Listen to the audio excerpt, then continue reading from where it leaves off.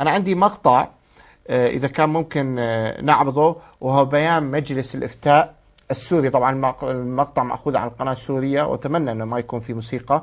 مأخوذ عن البيان مجلس الإفتاء الذي أفتى فيه بالجهاد مع النظام السوري. الإفتاء الأعلى في الجمهورية العربية السورية البيان التالي: بسم الله الرحمن الرحيم.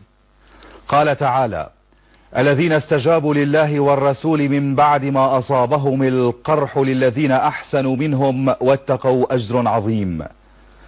الذين قال لهم الناس إن الناس قد جمعوا لكم فاخشوهم فزادهم إيمانا وقالوا حسبنا الله ونعم الوكيل. آل عمران. وقال تعالى: أذن للذين يقاتلون بأنهم ظلموا وإن الله على نصرهم لقدير. الحج. قال رسول الله صلى الله عليه وسلم: من قاتل لتكون كلمة الله هي العليا فهو في سبيل الله. البخاري ومسلم.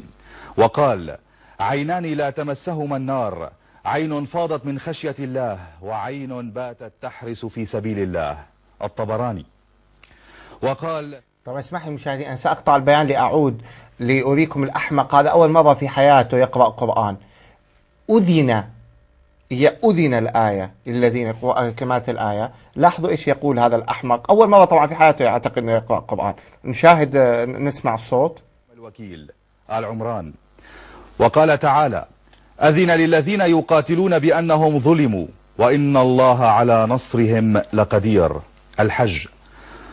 قال رسول الله صلى الله عليه وسلم: من قاتل لتكون كلمة الله هي العليا فهو في سبيل الله. البخاري ومسلم. وقال: عينان لا تمسهما النار، عين فاضت من خشية الله وعين باتت تحرس في سبيل الله. الطبراني. إذن الدفاع القتال مع الأسد مسؤولية وطنية ودينية واجتماعية.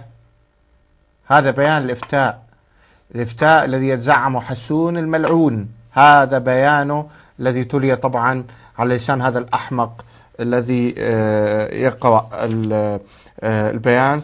وطبعا أذن يا حبيبي، أذن يعني حتى الحمار حسون عزكم الله حتى ما بلغك كيف تقرأ الآيات. وفريق التحرير يبدو كلهم ما قرأوا آيات قبل ذلك، لذلك خرجت الآية بالخطأ طبعا، والحديث بعدها أيضا كمان في خطأ لكن ما دونته.